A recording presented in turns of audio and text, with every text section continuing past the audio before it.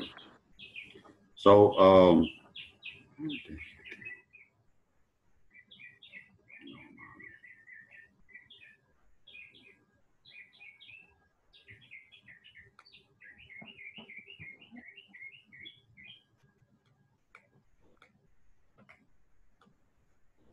right, so today we're talking about, we're gonna do 3 reactions. Hydroboration,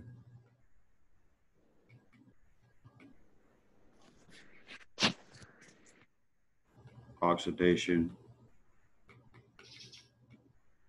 oxymercuration,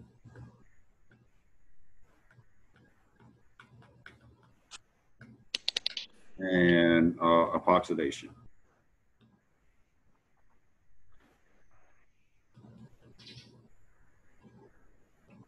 And let me see.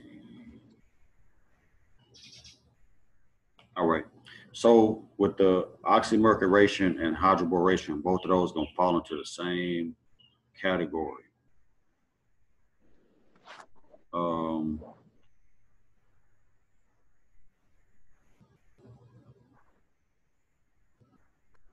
Right, so they're both going to fall into the category of, well, all 3 of these are oxidation reactions.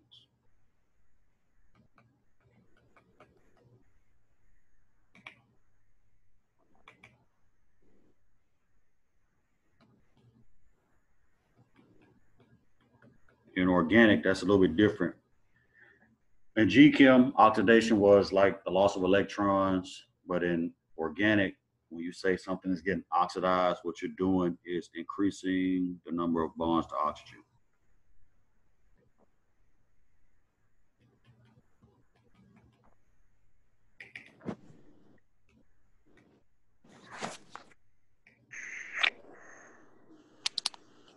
So increasing the number of bonds to oxygen.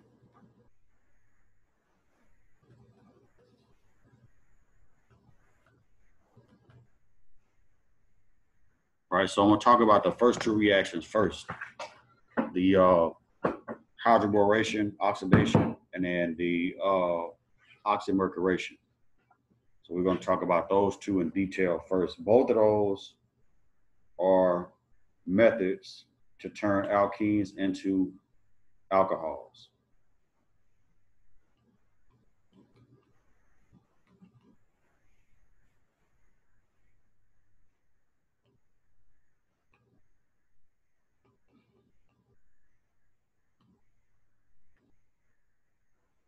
All right.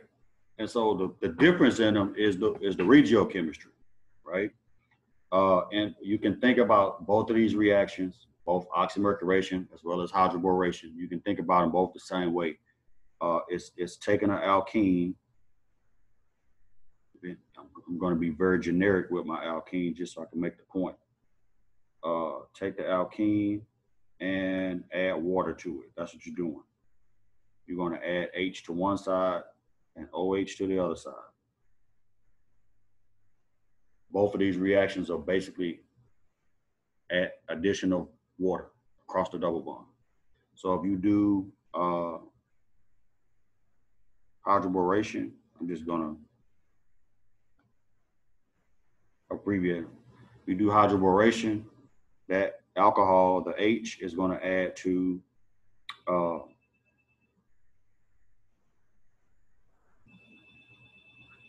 sorry about that. H is going to add to the least substituted side and the OH to the most substituted side. I'm going to talk about that and how it happens and all that stuff. Right, so the OH ends up here and the H ends up here. That's for hydroboration.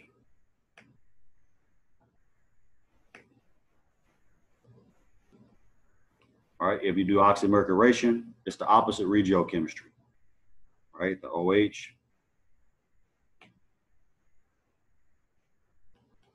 ends up here, and then the H ends up here. So depending on what type of alcohol you need, that's you have tools, right? All these reactions are just tools in the toolbox to get to be able to make certain types of compounds or synthesize certain types of compounds. right? What we call the addition with hydroboration, we say is anti-Markovnikov,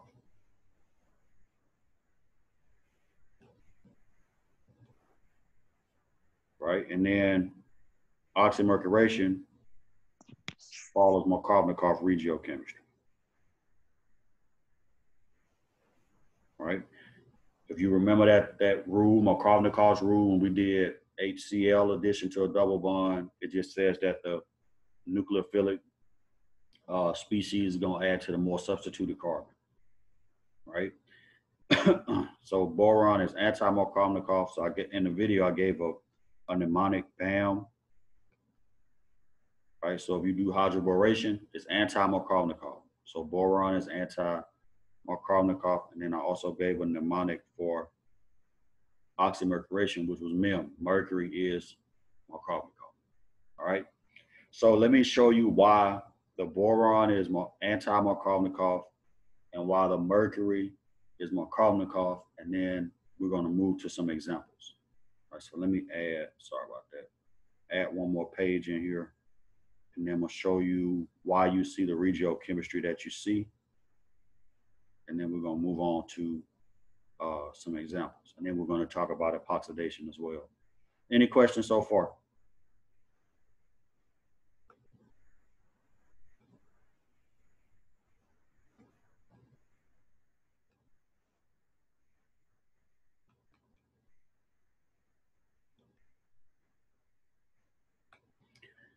Right, and don't forget this term, regiochemistry.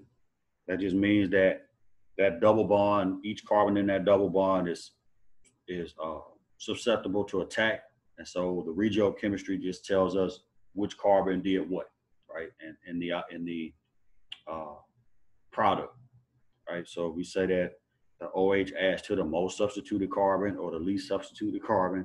Each one of those carbons is considered a region for reactivity. All right. So with the hydroboration, it's actually a two-step reaction. I'm going to talk about both steps. With the hydroboration, right, the first step is addition of BH3.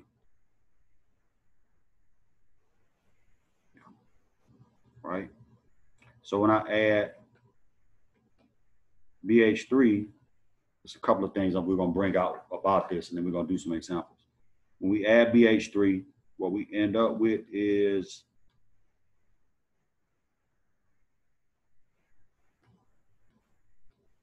the alkyl borane, like this.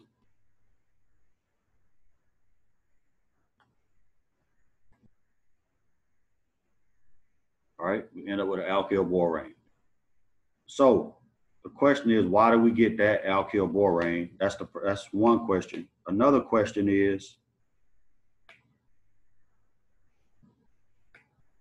if I added BH3 to the alkene, can I do it again based on what I have there with that alkyl borane, right? Because if you notice on boron, there's two more hydrogens, right? So what that means in theory is that I can add two more alkenes to that boron.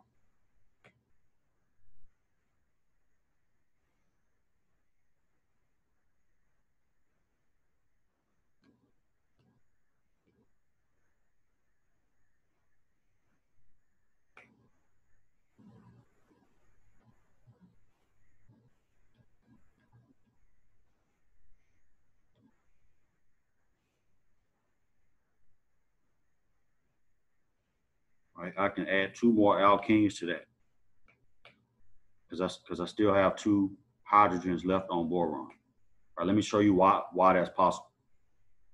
All right. So in that alkene, let me ask this question. If in the alkene, which carbon do you think is more likely to be positive?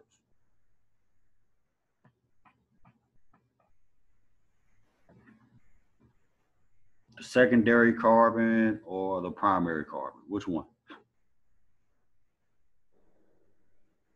The primary. To be a carbocation?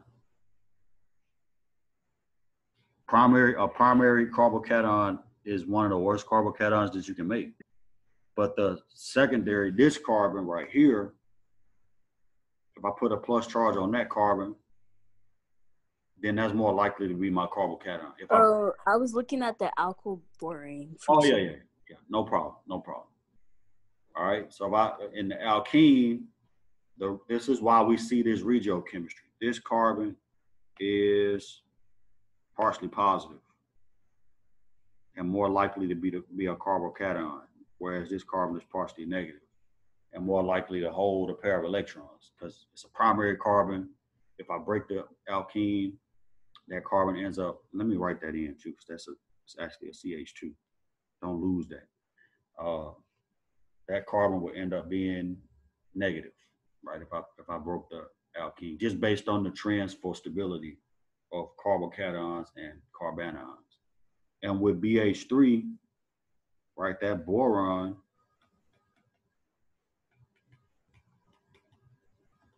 in this case, the dipole is actually favoring hydrogen. So boron is partially positive and the hydrogen is partially negative, right? So the first part of that mechanism, when you do hydroboration, actually happens when you do addition to that alkene. So your alkene is here, and then the boron is going to line up here. The hydrogen is going to line up here. Still got 2 hydrogens left on there, right? So when the alkene attacks, it's going to attack boron. And then when the boron attacks, it's going to give a hydride to that partially positive carbon, right? So the hydrogen and its electron. So it's not a proton transfer. Right? Are y'all following that? So it's going to attack boron because it's positive? Yeah. Boron, so it's acting like a... Yeah, okay. So boron, remember the alkene is the nucleophile in most of these examples, right? Mm-hmm. So right. boron, when boron gets ready to add across that double bond, it's going to line up in a way where the charges are lined up. Okay. Right, so that's why you see that regiochemistry for hydroboration. Right, and if you look at the alkyl borane, you can see that the B ends up on the least substituted carbon and the H ends up on the most substituted carbon, right? So this is why, oh, how did I erase that? Sorry. This is why we see that anti-Markovnikov regiochemistry.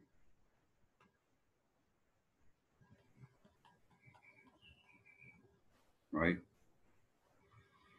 So that's the hydroboration part. And then in the oxidation step, what all you're doing is taking boron and turning it, or not turning it, but exchanging it out with the oxygen. So I'm gonna show you that step. I know it might have been kind of convoluted in that video, but I can show you now and make it make sense. So the reagents, let me just do this. So that's my alkene. The way you write this reaction is you write it with BH3. Normally it's done in a solvent. You'll see it listed as THF. And then the second step, that is your oxidation step. So it's hydrogen peroxide, H2O2, and sodium hydroxide. Right? And that's how you end up with the alcohol. Right? So the first step is the hydroboration. Right? That's right on the line. Sorry about that. Let me move this down some. I don't want it to get cut off when I post the notes. So this is the hydroboration step.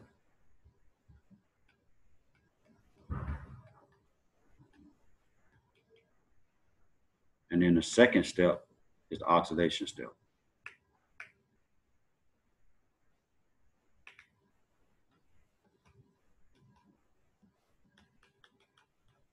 Right? So in that step, the alkyl borane, let me just bring that down from up top. I'll just redraw it. The alkyl borane is here. And I'm doing this kind of, is not 100% accurate because that boron is actually going to have two other alkenes attached to it, right? And so what happens in this case is you add the peroxide. I'm just going to draw it right here.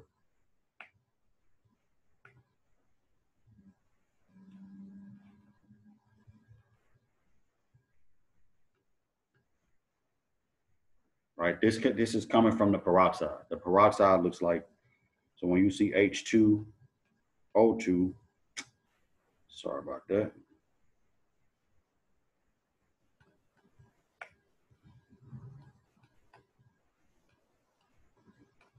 What that really is HOOH,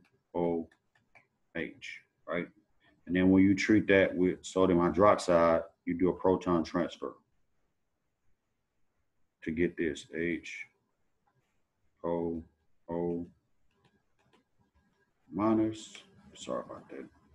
And then plus, and then the sodium will end up here, plus water. All right, so it's that peroxide species that's going to attack boron, and that's where your oxygen is going to come from, right? So this ends up attacking here, like that.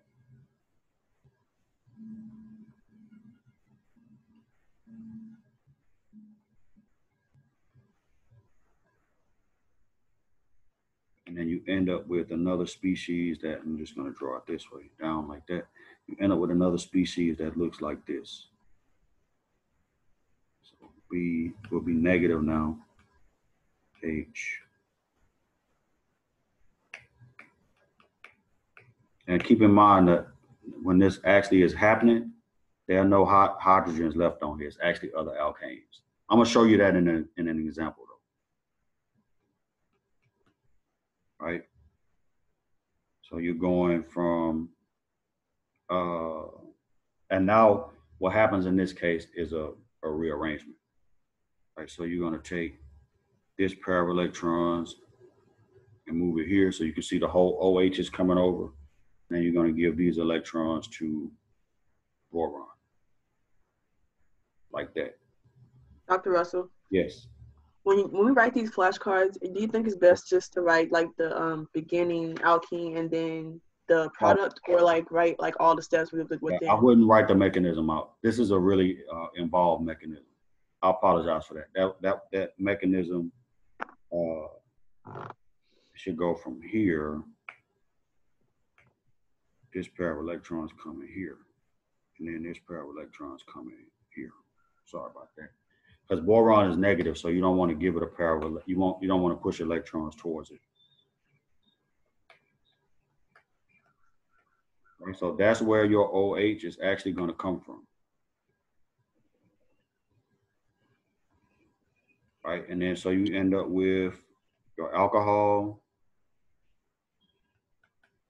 plus, and in this case it's going to be BH2O minus, and then eventually that oxygen will get protonated, right? Because you got water, you got more peroxide in there, so you'll end up protonating that oxygen, right?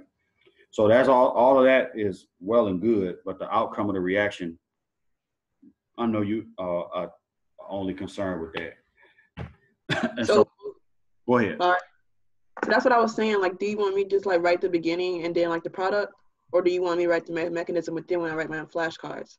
I would put the mechanism on the flashcard because I may not ask you outright to say draw the mechanism or propose a mechanism. But if I give you all the steps and ask you to put the arrows in, then you could be able to do that.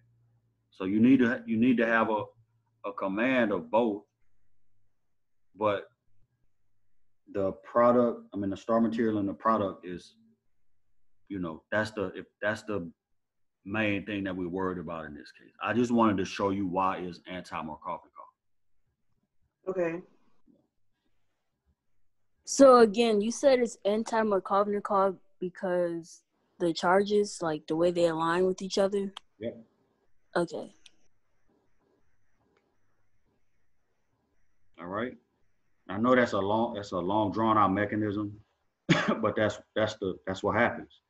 And the thing is, again, I'm showing you this with the hydrogen still on boron, right? But in reality, that boron will have added to 3 alkenes. So you'll have an alkyl boron with 3, boron with 3 alkyl groups on it. And then that's when you do your oxidation step. But I showed it like this for simplicity, even though it's not all that simple.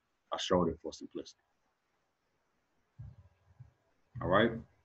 Wait, we started with BH2 or BH3? No, we started with BH3 now because we added, let me go back up here. Remember, we added one of the hydrogens from boron to the alkene. Okay, yes, I remember. Yeah, that's where this came from. And another piece of information from this is that it's always syn addition, right? So the H and the B always add to the same face of the alkene.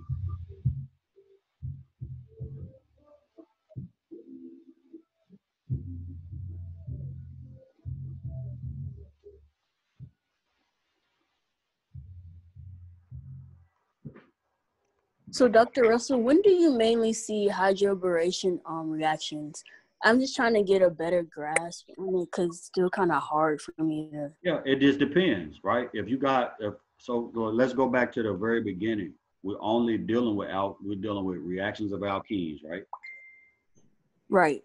And so if we want to convert an alkene into an alcohol, that's one of the tools to do it.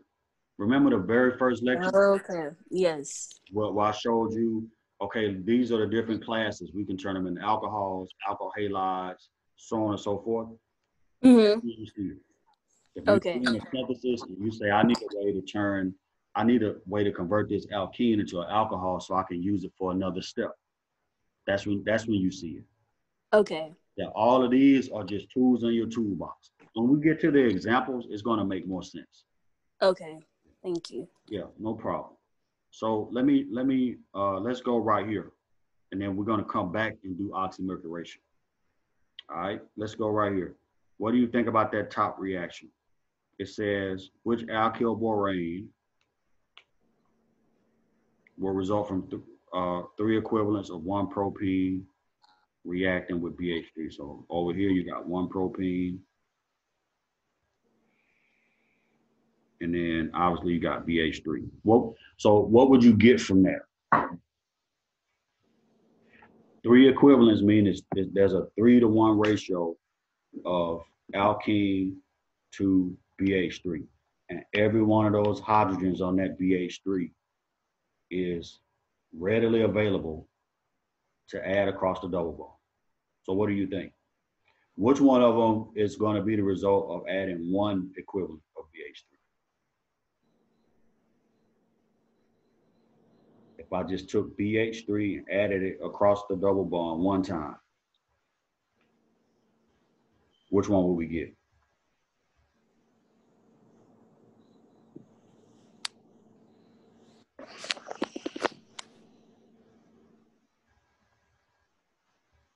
Again, if I had let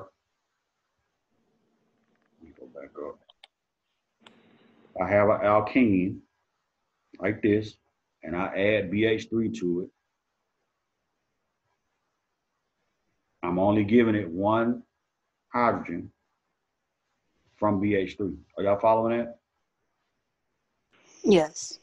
So when I look at this first example, which one of those is going to be the result of me giving the alkene 1 hydrogen from BH3? A. Is it A? A, right? Keep in mind, this is all I care about right here, this alkene. And so if I add BH3 to that, the H is going to add to, sorry about that, H is going to add here, right?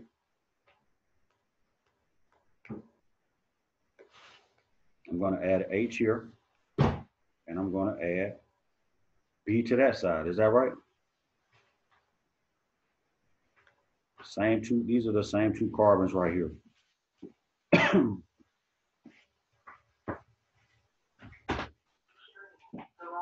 Are we following or no? You're not seeing it? I'm not seeing it. All right, so here's the alkene. Is that right?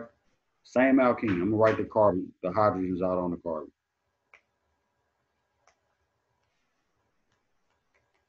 And then I react that. There's one hydrogen here already too, but I'm gonna leave it off.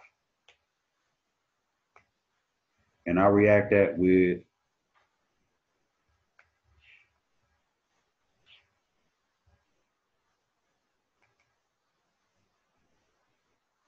BH3. That's sloppy, sorry.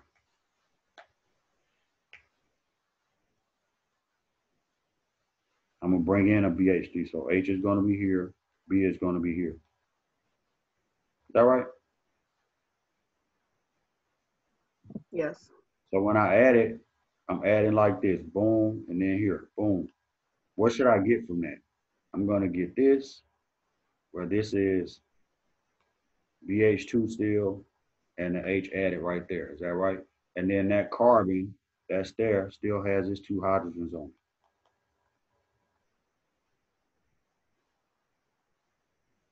Do you agree with that?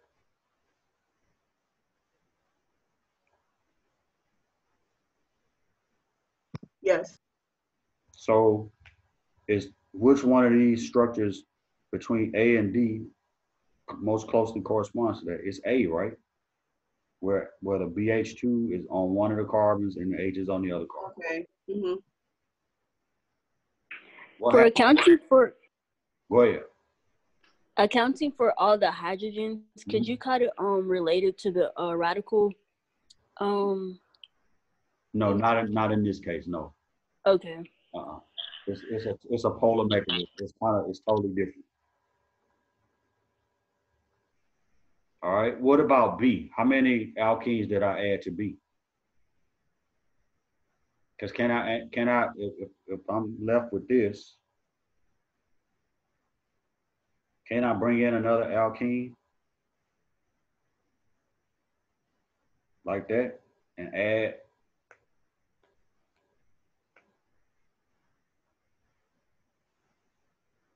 H to one side and B to the other side? But what I'm trying to get you to see is that I'm going to keep adding B and H until I run out of H's. Right? So there's that final structure after that first step. Boron doesn't have any hydrogens left on it.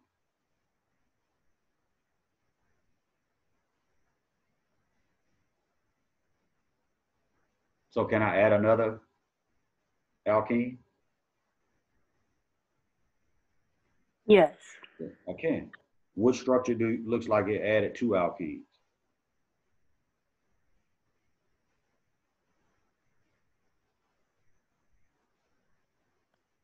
The B? B, right?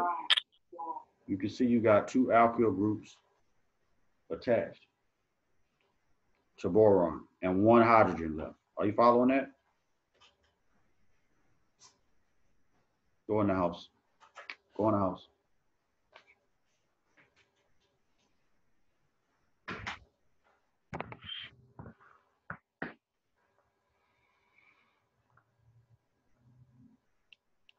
All right, so let's go back to the question. Which alkyl borane, that's just a boron with alkyl chains attached to it, is going to result from three equivalents of one propene reacting with BH3? Which one do you think it is? We already said that A is just one equivalent added, and then B is two equivalents. So how many alkyl chains should be on boron at the end of three, or after adding three equivalents of your alkene? Would it be D? Yes, it should be D, right? It's got three alkyl chains attached to boron and no hydrogens left on it. That means all of your hydrogens got used up adding across the double bond.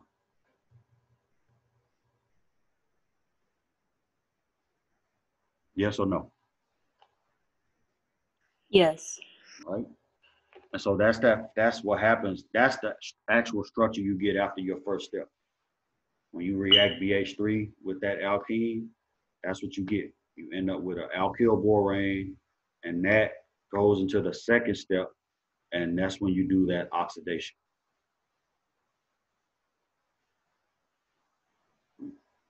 All right. Let me see. Let me go down to another example. Let's see if we can predict the products. So let's go to here. This example right here.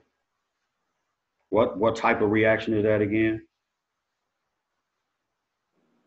Hydroboration. It's a hydroboration. That's the first step to figuring out what you're gonna get is recognizing the reagents, right? So it's hydroboration slash oxidation. Is that right? What do we know about it? I'm not asking about the mechanism. What do we know about the regiochemistry of this reaction? How and what are we actually doing? We're converting the alkene into what? An alcohol. Alcohol. And how are we doing that? We're doing that Markovnikov or anti-Markovnikov? Which one? Anti, right?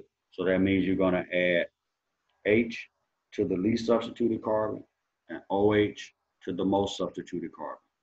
So when you have a reaction like this and it's asking you to predict the products, what's the product going to look like?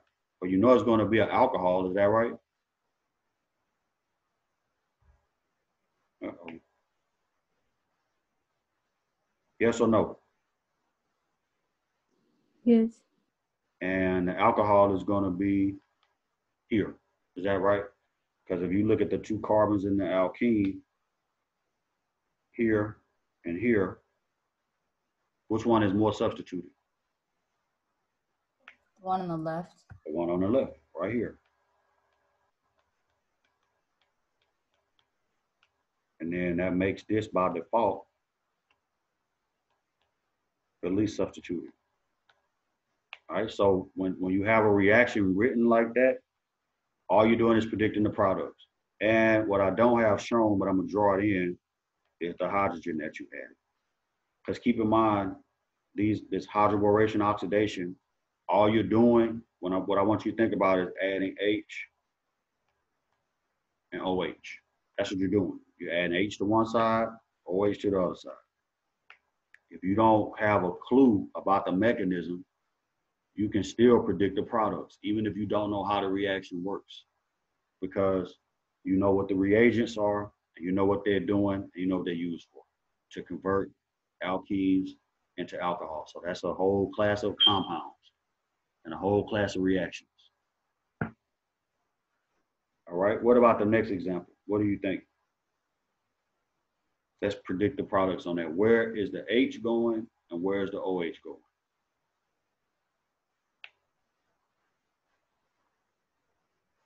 Is the H gonna go in the middle? Yes. Do you mean on the side with the two methyl groups attached? Yes. Yes, that's exactly right. And that means the OH is going where?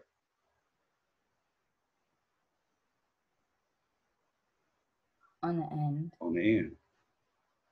Because that carbon is the least substituted. When you look at the two carbons in the alkene, that carbon is the least substituted carbon. Is that right? Yes. So it's anti-Markovnikov addition of H and OH. That's what we're doing. That's all we're doing. Right? All right, let's look at the top reaction, oxymercuration. This is an example of an oxymercuration reaction.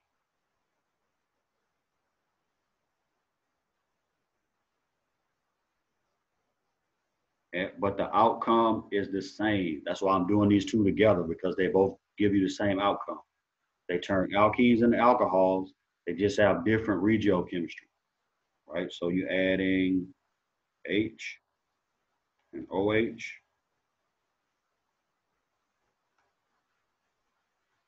To an alkene, but it's instead of being anti-Markovnikov, it's Markovnikov. So that's why I gave it a mnemonic. Mercury, which is here. Anytime you see that mercury, it's going to be Markovnikov addition of H and OH.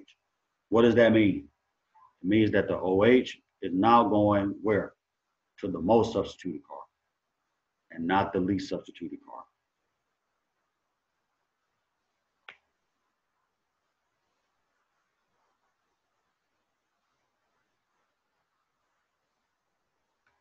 And I'm gonna show you why you get that regio. I'm gonna go do the same thing with this reaction. Why you get that regiochemistry.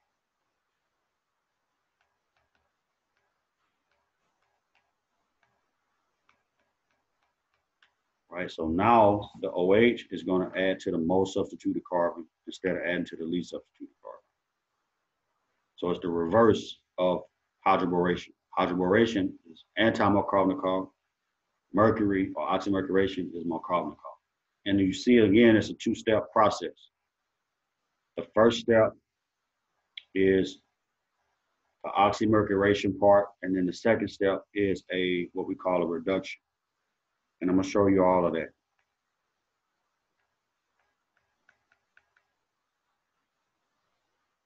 All right, it's a reduction. You got to get rid of mercury at some point. So that's that second step gets rid of mercury.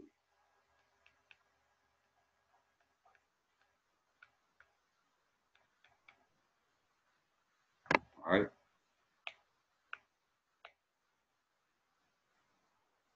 Let's go. Let's just predict the products for both of them. Then we're gonna go back and we're gonna look at how it happens. I'll put a blank page in so we can go through the mechanism. All right. So what do you think? Where's the OH going in this case? Oh, let me go back down to here. Is there any alkene left in either one of these compounds, either one of these products with the hydroboration? No. No, that's a common mistake though. A common mistake is to not destroy the alkene. Alkene gets destroyed. Once it's used as a nucleophile to attack boron, the pi bond doesn't exist anymore. All right, so don't forget that when you predicting your products. Anytime you react that alkene, once it gets on the other side of the arrow, the pi bond is not there anymore.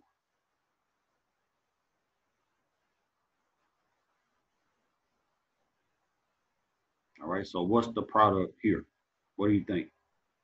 The ring isn't involved, the methyl group isn't involved. All we care about is the alkene, because that's what we're doing, reactions of alkenes. We don't care about anything else. So what is the product? Where's the OH going? You only got two choices. It's either going to go on this carbon right here or this carbon right here. The top one. First, good, right here. And I'll draw the H in just for continuity, right? Because I keep telling you that we add H to one side, OH to the other side, right? This is the product, and it is the oxygen ends up on the most substituted carbon because it's Markovnikov addition.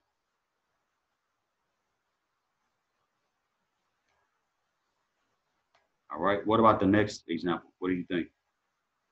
All you care about is the alkene now. Nothing else matters. That's the only functional group that's reacting.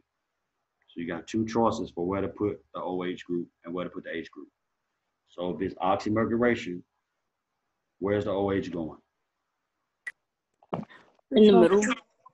And yeah, I like the middle today. It must be a homecoming thing. In the middle. I agree. I agree 100%. So you're going to, sorry, change my pen back. You're going here, right? All this other stuff out here, none of it matters. OH is going here. and the H is going here. Anybody disagree? All the other stuff is just spinach. We don't care about it. We are only looking at the alkene and trying to convert it into different functional groups. These two reactions, oxymercuration and hydroboration, convert alkenes into alcohols. All right, there's another reaction in this class of converting alkenes to alcohols, and it's right here. I'm gonna go ahead and show you now. Right, this is a reaction. It's called osmolation.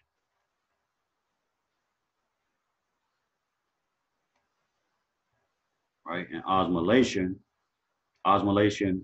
converts alkenes into diols.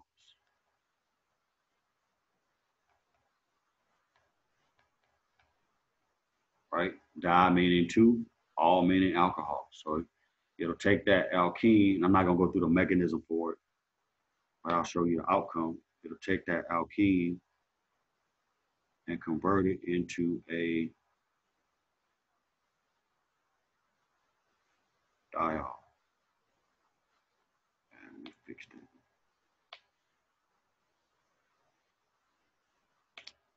Come on, Russell, get your life right.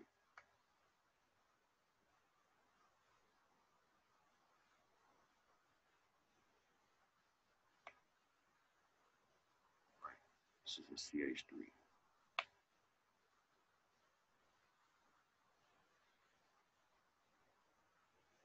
Too many buttons. All right. So that osmolation is another way to make alcohols, excuse me, from alkenes. Right. What do you notice about the two alcohols? We talked about this when we talked about halogenation and all that. Right. Are they cis or are they trans? Or Is it cis? they're cis because they're both on a wedge. That means they're both on the same side of that ring. So osmolation, the stereochemistry is specific. It's always going to be cis. Another way to say it is syn or same side. So cis or syn stereochemistry.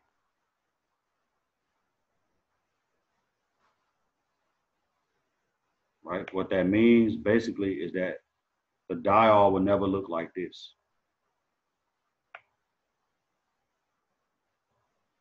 You have one of your OHs pointed up and then one pointed back.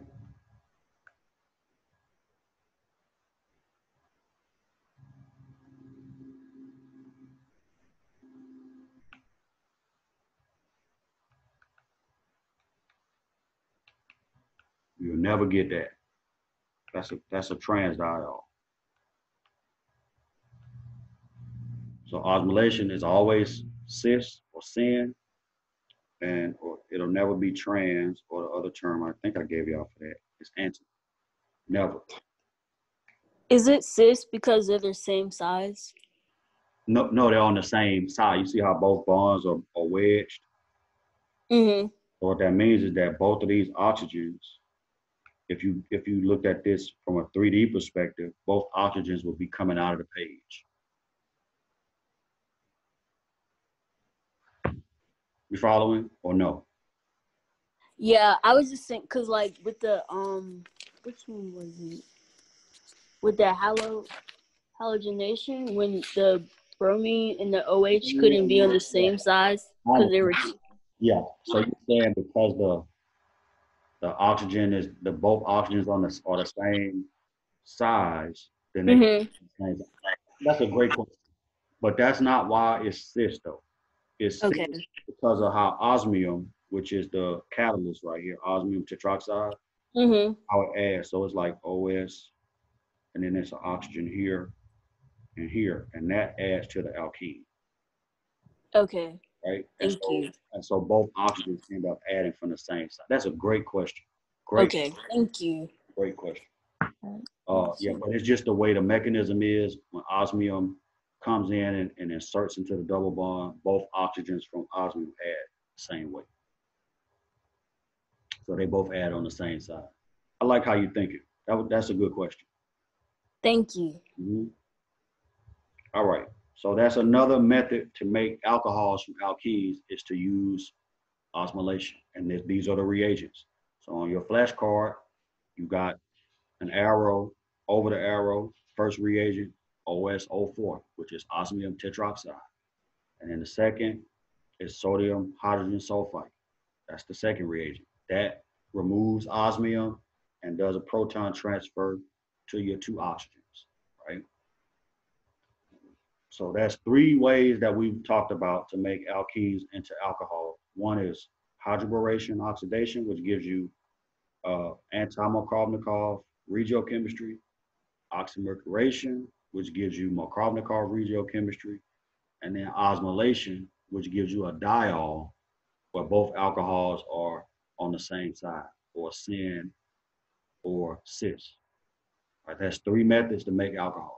So when you putting your flashcards together, I would group them: alcohol formation, right? And then you got halohydrogen formation. You got alkyl halide formation.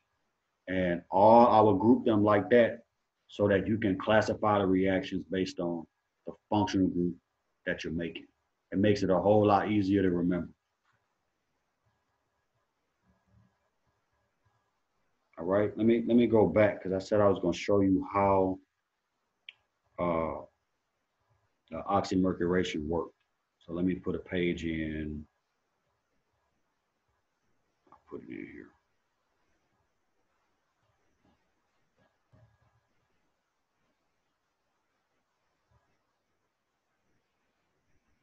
All right, so for oxymercuration, it's a little bit different from hydroboration. So I'm gonna use the same alkene.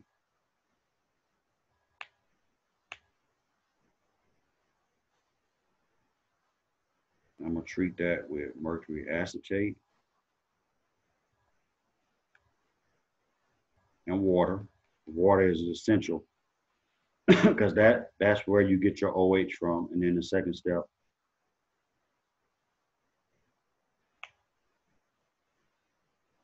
sodium borohydride, right?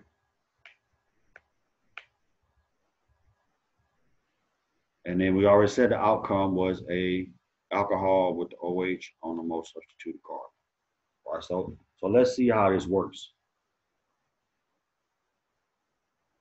You actually go through, in this case, a pretty interesting intermediate, but I'll show you. So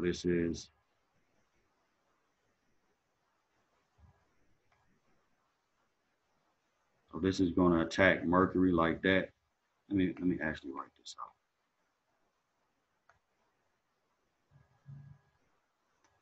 I need to move that and put a heading in. So you look at this later, you won't think it's just Greek. Has your screen changed? It might be frozen. I'm sorry, it's frozen. Yeah. Let me do a new share.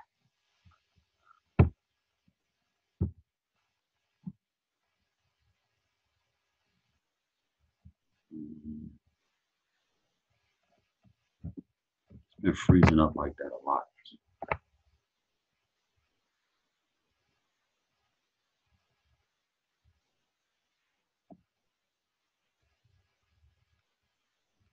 Okay, I can see it now. Okay, good. So you're gonna attack mercury and lose one of your acetate groups. And don't get paranoid about that OAC. That's just an abbreviation. I think I told y'all this before, but the OAC is an acetate anion. And it looks like this, O.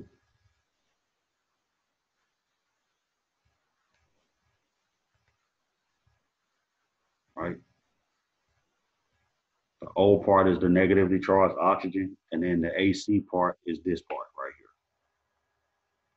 So anytime you see that, you'll know what you're looking at. Right? So you lose the acetate anion, and then you end up making this intermediate. It's a mercurinium intermediate. Right, we've seen something like this before, right? With the when we did the halogenation.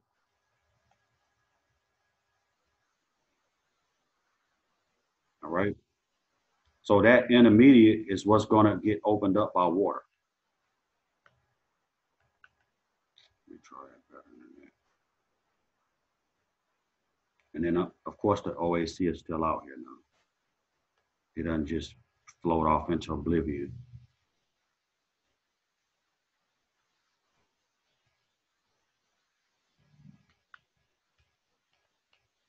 And of course, oxygen has 3 lone pairs, so it's negative. And then the water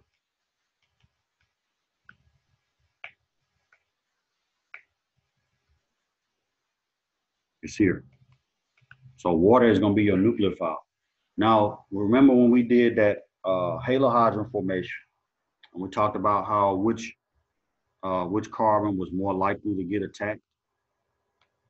And this carbon here is going to be partially positive, more partially positive than the other because it's a secondary carbon. And so that's how you end up with that regiochemistry where your OH ends up on the most substituted carbon. Because the water is going to attack the more substituted carbon in that intermediate. Right?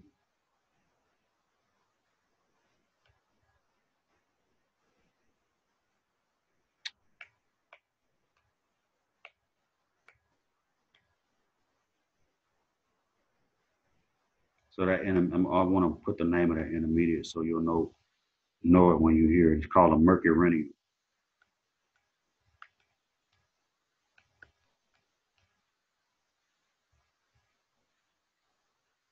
All right. So when the water attacks, pops that open, and then you end up with this.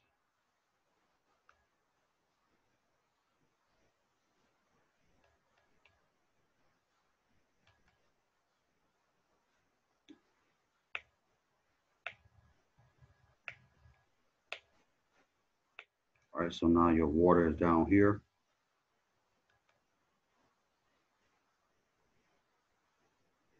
That's positive. And then so the OAC can now come in and do a proton transfer. That's coming in, boom, popping that off, give those electrons back to OH. So I'm gonna draw this with the OH pointed up in the product. And then this is HGOAC plus HOAC. All right, anybody not see that? So let me move this over too, because I don't want that to blend. Dr. Russell, can you go up a little bit? Mm-hmm.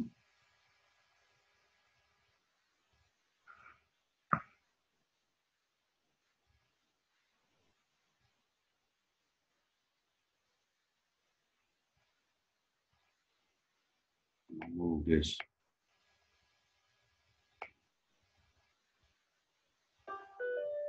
I'm good. Sorry about that.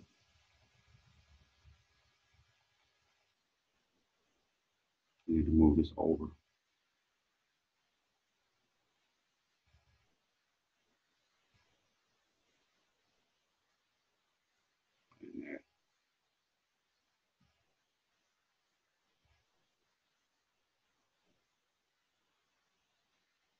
All right. So in the second step with the sodium borohydride, that's how you're going to get rid of the mercury. Right? That sodium borohydride, let me write that in. That's step 2.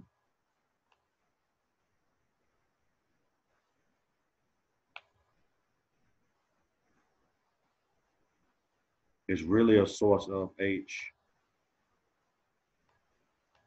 minus. That's what a hydride is. It's a hydrogen with a negative charge. Right? So the H minus from sodium borohydride is going to substitute out with the mercury, and then that's how you end up with your product. But the key that I wanted to point out was the intermediate and how water opened up that intermediate. right, at the most substituted side. That's how you end up with the OH in adding in a more Markovnikov fashion for oxymercuration. Because for that intermediate, it gets popped open by water, and that water attacks the more substituted side.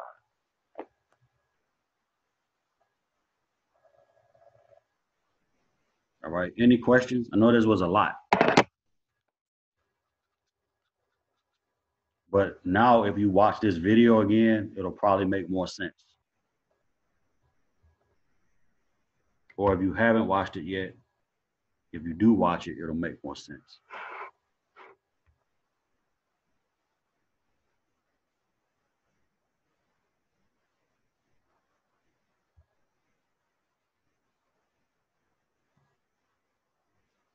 Any questions about anything?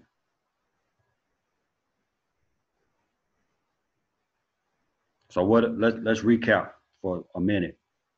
So hydroboration oxidation does what? Turn alkenes into alcohols. And what's the regiochemistry? Anti-Markovnikov. Good. Oxymercuration does what?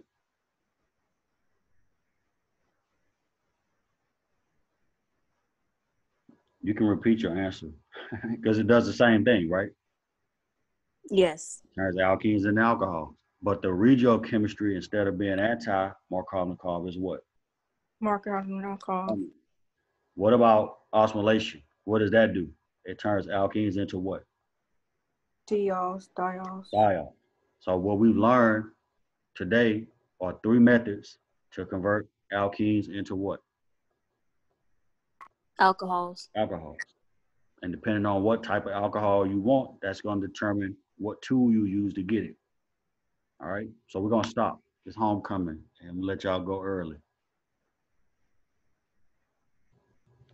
Kind of.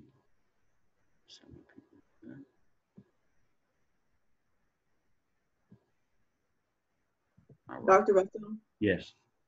did you ever go fix the